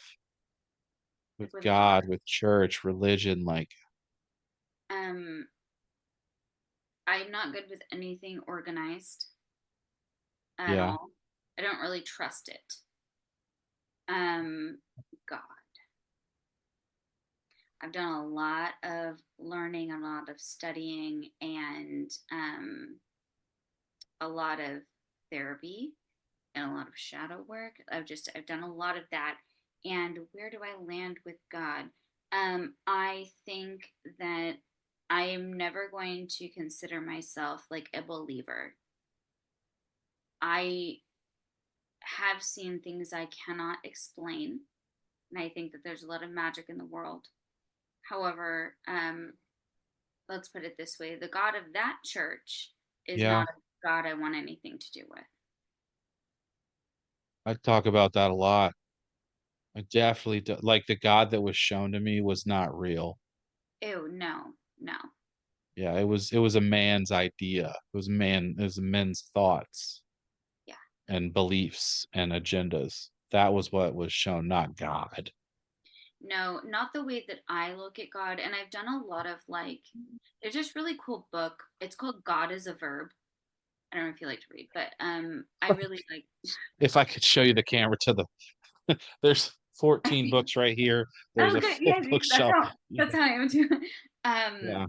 so I actually learned about. I was in Israel like a few 5 years ago, and I was having a discussion about God with this man, and he was like, "You need to read this book." And it has been such a cool um introduction to. It's called God is a Verb, and it's an introduction to Kabbalah. So it's a Jewish mysticism, but it really just goes into the mysticism and the magic, and it has helped me to reconcile some things. Again, I really have a lot of problems with a lot of things in general, and I do not see myself in religion. I cannot go to church. I might burn if I walk into a building, who knows. But I just like I also have like I can't even be like at like I was in an MLM because of course I was after a cult, and I had an anxiety attack at a convention because it was like Oh, yeah. Uh-huh. it was like that. It was like when we would go to like those. I've heard you even talk about like being at the big, like we would go to like the Staples Center Yeah. and like, Mhm. the Rose Bowl, right? And the Mhm. Shrine Auditorium. And so like when I go to places like this, I get this like anxiety, and it just reminds me of like the feeling of going to hell and of Yeah. never being good enough and all of that. So like I had a really hard time. Again, should not be in. Well, I told you this earlier, but like I should not be in sales. I'm not a salesperson, but a big reason is because like I am not the person that's going to be in a room to be hyped up like that because you're going to freak me out and I don't want to go share my faith. Mhm. Oh, yeah, you don't wanna have to do that. No. Mm-mm. No, it's mortifying. Um, but like when I was reading God as a Verb, it helped me because if you think about God as a doing, as this action, I can see God in a lot of things. And so if we want to talk about that God, I that one's cool. That sounds like a rad god, I'll be Yeah. honest with you. Yeah, I'm gonna definitely check that book out. Yeah, I'm like that with people. If someone comes up to me to say, "No, I've got the answer to life," I'm like, "Fuck you, you do. Come on." It's like alarm bells are coming Right? up, I'm you like, know? How much does it cost for me to find out? Yeah, uh-huh, I bet yeah, okay, I guess, and then I'm, like, ready. I'm like, "Nope, you're gonna say this, and then you're gonna say this, and you're gonna say this." I Yeah. mean, I try to go to churches, I try to do that, but it's challenging. Um, it is very challenging. Like, is it the community that you're missing? Oh god, I think about that all the time. We had access to I don't know, like, I feel like, yes, it was forced in a lot of ways, but just, like, having people around and talking to people and, like I think, like, one of the big like, I'm doing a lot of, like, research and study into, like, men's work and men's emotional health and, like, what does masculinity mean, like, those type of things, like, I'm just wrestling with that a lot, and a lot of these there's this really amazing Franciscan monk, he's ex I think he's yes, his name is Richard Rohr, and he's written many books like that, like, God is a Verb, is probably for you, like, his books are that for me, very much, like, expansive, opened my mind, but he talks about how men or boys need elders in their lives, and and he did work with, like, he went to try like, he studied different tribes, and there was always these elders around that would pass on this knowledge to these to young boys and stuff like that, and so, like, I felt like there was you always had access, and, yeah, there were shitty ones, of course, there were abusive ones, and there was all of that, but there were also really great ones that were willing to sit down and talk with you, and it's very hard to find that in the real world. Wait, you mean, like, people just don't hang out with everybody all the time? Like, So we it's thought tough. we did. Yeah. Like, we did have like men's groups and women's groups and then together groups, and you really did have now, not that I would say it was particularly healthy, but I could see where you would miss that because the idea of it makes sense, Mhm. right? You do need somebody to look up to, somebody who, with sage advice, right? Yeah. Mhm. Yeah, it's more it's almost I think the problem with it, like, with regards to, like, boys and elders is, like, it's culturally sort of more acceptable for you guys as in women. It's y'all are much more of a community-minded, you know, people. For us, for boys, it's and men, it's just different. So, Yeah, you but guys I mean, don't that's vulnerable really. Like yeah, when you're it's vulnerable, it's seen as weakness. It shouldn't be. mhm. Actually, I think it's really strong when men are vulnerable, but I hear where Yeah, mhm. that doesn't always translate, especially when you're dealing with other like teenage boys, right? Yeah, I know. Like it's actually okay to feel your feelings, turns out. But you And have to to honor the feelings for a minute. Just say, "Yeah, I get it. Yeah, that sucks." Instead of saying, "Quit crying," yeah, "Life is tough, life is hard," you know? yeah, But, and most people join churches for a community. That's what they're looking for. They're looking for people because life is very lonely, you know? yeah. So is that, do you think that's part of like where it is for you? It's like, well, I'll try this one and maybe I'll find community here. No, it's more of like I seek out community myself with people, like in my neighborhood I'll look out, for friends. Like they'll be like, "Hey, you want to go grab a drink, dude? Like, want to hang out?" I'll seek out the community myself. I think I'm looking I don't know, I don't want to be the only person that my kid hears things from, like with regards to like teaching and learning and growth, stuff like that.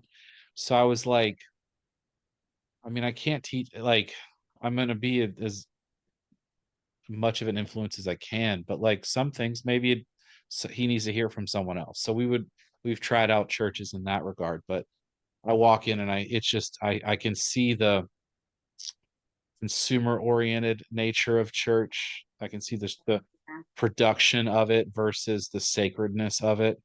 yeah. It's not there. So that's really the reason why it's hard for me to go. And And you said your son's 5. yeah, mhm. I wonder if like you could find some type of community in some, like, I'm not going to say necessarily a sport, but some like activity Oh, we do things like that. We're trying that now. But we were like, what, Little, yeah. It's that idea of like, do does he want to hear, or I don't know, do I want to be the person that tells him about God?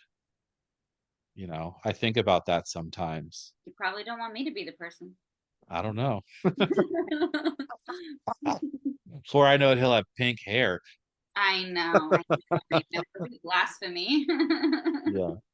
Um, I don't know, I think I've seen too much of both sides from our church and from other churches to feel like I could go to one. I don't know.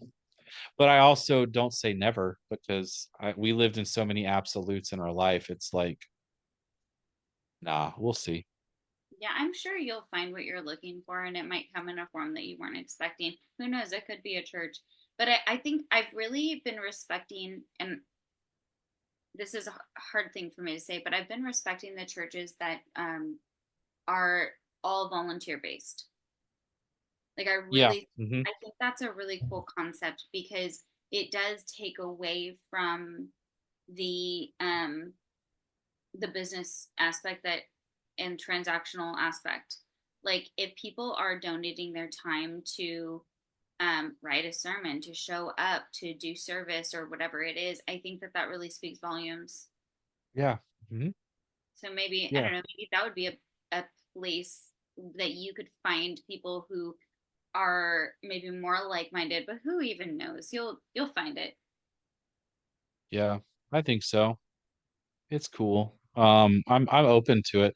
Somebody said I should start one, and I was like, fuck that. Oh no. No, that's terrifying. I don't want that I was like, oh responsibility. God, nope, that would be the worst thing. Maybe, I don't know. Anyway. So so I want to talk about your activism and what you're doing because you've been involved with the lawsuits that have been going on against the church. You and Shell Rowland had started Free to Be, right? So how'd that get started? How's it going? Tell us more about it. All right. So November 2022, I got a phone call from Shell saying, "Hey, a mutual friend of ours said you might be able to help us out. We're planning on having some lawsuits like about SA against the ICOC and the ICC."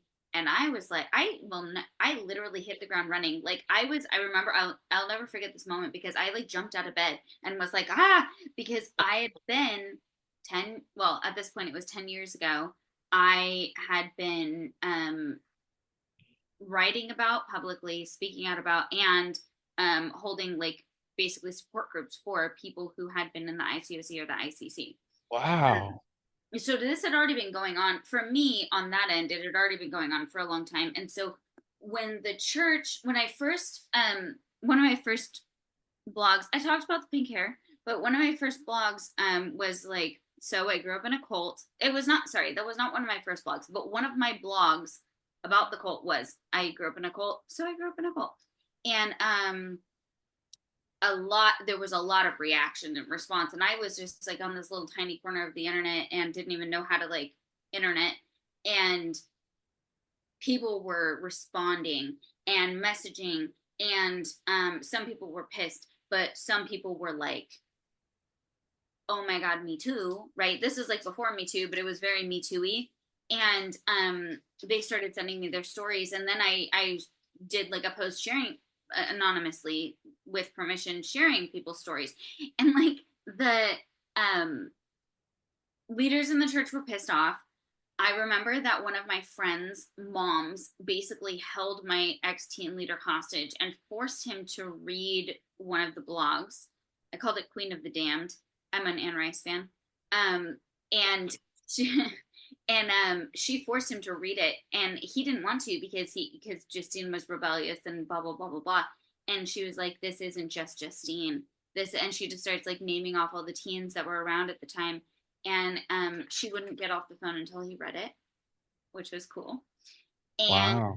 um, he and I have had some really good conversations since then, but he was pretty resistant in the beginning.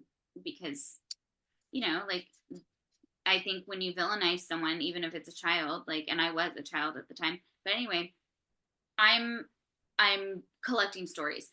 And I went to we at the time our survivor pages were like really tiny. There was just it was hard to get into. They were hidden. Like I think like I had to go through like reveal.org to like get into the Facebook survivor groups. It was like a thing, but um I talked to like admins, and I remember being told that I was too angry to like be like one of the admins, but I really wanted to be because I really wanted to help people.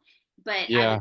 angry, so then my stubborn ass decided I'll just start my own. So I did, and but I wanted mine to be public, like, and that upset a lot of people. Like they didn't want to talk publicly or like my page publicly, and that was totally okay. I would send them to these other private groups. So I became like the first step when you were deconstructing and starting to figure it out. They would find my page, which was like, I don't remember what it was called at this time, like cult recovery or something. But they would find my page, and then I would talk to them, sort of vet them, and then I would send them to these other groups if they wanted to be a part of it. But I often was getting stories and asking like, so what brought you here, sort of thing. So I had like 10 years of this, Wow. nowhere to put any of it, but it was just 10 years of people coming to me and telling me they're looking for their child, or this is what they've been through, or whatever it was. And then Shell reached it out to me, and I was like, yes, yes, Yeah. yes, me.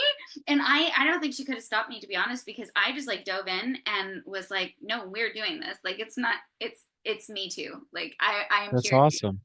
And Yeah. so I that at that point it was a big secret. November to January 1st was, we weren't supposed to really tell anyone, but we kind of had to get information. So I went through 10 years of my archives to figure out which people had been SA'd, which people might know anything, just reached out and gathered story after story after story, figured out who did want to be a part of the lawsuits and who didn't want to be a part of it. And then we dropped our first lawsuits on January 1st, along with that Rolling Stone article. And that moment was one of the best moments of my life because I think it was, 10 years coming and a Now, lot. Go ahead. sorry. So was the lawsuit that was Rolling Stone talked about was the one that you were helping, or is that a separate one? So the Rolling Stone article would have been regarding several of, we let's see, there were several children essay cases, and then Yeah. the Hmm. following day there were like two adult cases. Okay. So yes, I was like involved in helping with those, and have since been writing plaintiff statements for the, not every single one, but for the rest of the lawsuits. Wow.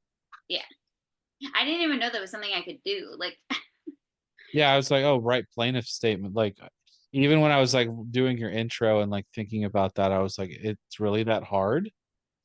it. Well, what's hard is that you've got to be able to have empathy and to feel what these people are feeling, but then put it in a legalistic sense, Got it. Hmm. right? So Yeah. I'll be honest that my first drafts that I send over are more on the emotional side. But also, I am often the person who is, holding over the phone, holding hands with these people, right? So the plaintiffs that we have, many of them I have like very personal relationships with, or I've developed personal relationships with because of this. And I haven't been involved in every single one of them, although I'm versed in every lawsuit and give a lot of shits about every single plaintiff. I really care about every single one of them. Yeah. Well, that's Um, awesome that you were able to find this and that you were asked to do this. And that there's things out here, you know? it needed to happen, and I think like I mean I've dedicated like it'll be 2 years in November of me dedicating my everything to this. This is pretty much, I eat, sleep, and breathe this. Um, I got shingles last year because, so the recent case that just came out, we're not saying names. No, that's fine. No, yeah, we won't say names. We'll just the recent case that came out. I mean, you could, The recent case that just yeah. came out Hmm. um, was one of the most difficult to write. And Really. it's, yes, because there were so many incidents of SA, Uh-huh. and it also like involved a teenager who's currently an adult but in the church, in the ICC, and trying to figure out how to navigate that and involve that was very difficult because we wanted to make sure that we were legal. We wanted to make sure that we were um, telling all the facts, but oh my gosh, like it stressed me out so much because it was so sad. I bet. It just, all of these are so sad. um Yeah. Hmm. Several of these of the plaintiffs, like I knew when I was young. So there's an emotional response because you know them and you're yeah. No wonder you got shingles. I know, the doctor was like, how old are you, and like, what, Yeah. you have a stressful job, and I was like, well, I don't get paid for it. Yeah, when I was leaving teaching, it was probably the most stressful year, and I got shingles too. Because my Yeah. wife said it's a stress induced one, Hmm. because I thought it was poison ivy, but I was like, this hurts like a motherfucker. She was it like, yeah, hurt it's shingles. You got shingles. I was like, geez, okay. it hurts so bad, like, Yeah, so I can't imagine if you're like here because you're hearing these stories. So then you have the empathy, you have the feelings, the emotions, and then you're trying to write it in a way that's going to help win a case. yeah, I mean, phew, good for yeah, you. I mean, it's tricky. yeah. And But so, it's good um, though. It's good yeah, of because I mean, it needs to happen. Somebody has to do it. And I've become such good friends with these people. Like at this point, like course. I can say, like, when we're talking chosen family, like they feel like little sisters to me. That's awesome. Yeah, I bet. So if someone has like something, would they just go to Okay, free2be.org? so with free to be, that, I mean, you could report there, but I would honestly say to report to Shell or me Okay. directly. So what free to be is, it is an organization, a nonprofit that we created that is designed to um send, well, for right now it's to send our plaintiffs essentially to therapy, but Okay. as we get bigger we would like to do more and continue to, we want people who have been um, survivors of spiritual abuse need a specific kind of therapy, Yeah. Yeah. right? Like religious abuse is not your average um, abuse, to be honest, because it is not just the mind fuck of people that you're trusting hurting you. It is that also these people are supposed to be going to heaven. They're supposed to be the people that you can trust. You now might be going to hell. Like, like you just start questioning everything. So I'm not going to say that there's like a hierarchy of trauma or anything. I am going to say that the people who've experienced spiritual trauma do require a specialized type of therapy. And what we have been doing is, with like our donations, is sending our plaintiffs to specialized therapists who are trained in this type of therapy.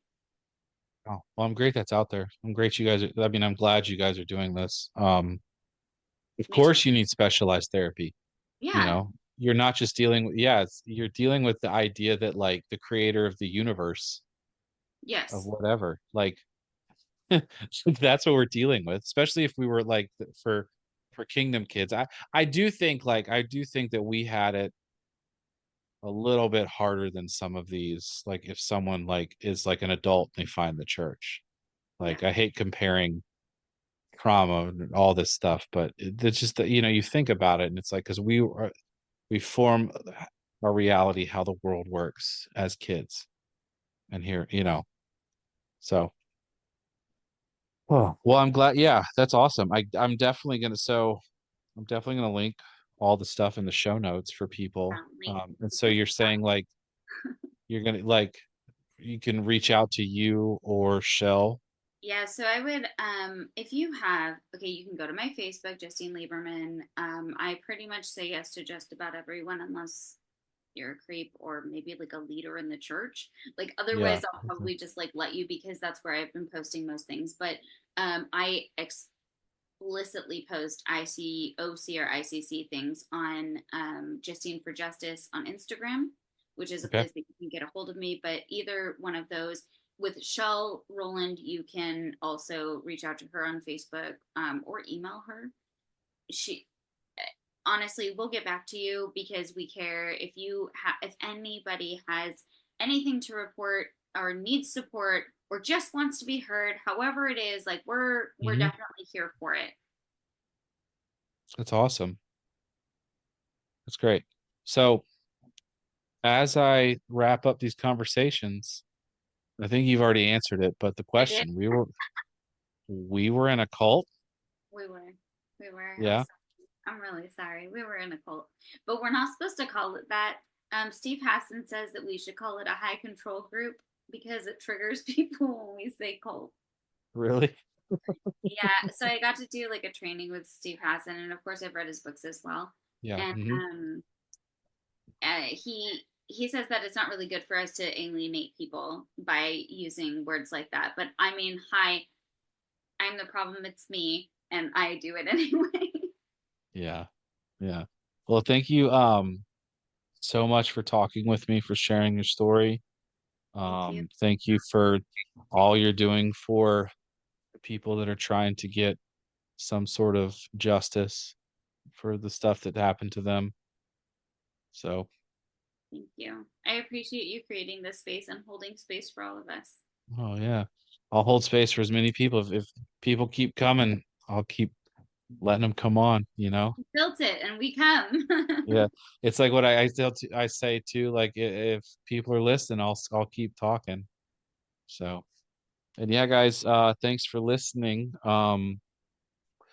You know, if you were a member of the ICOC or the ICC and you want to share your story, you can reach out to me at Clemenz with a Z at gmail.com, or you can direct message me at the Clemenz with a Z Instagram page. So yeah, until next time, guys. Peace.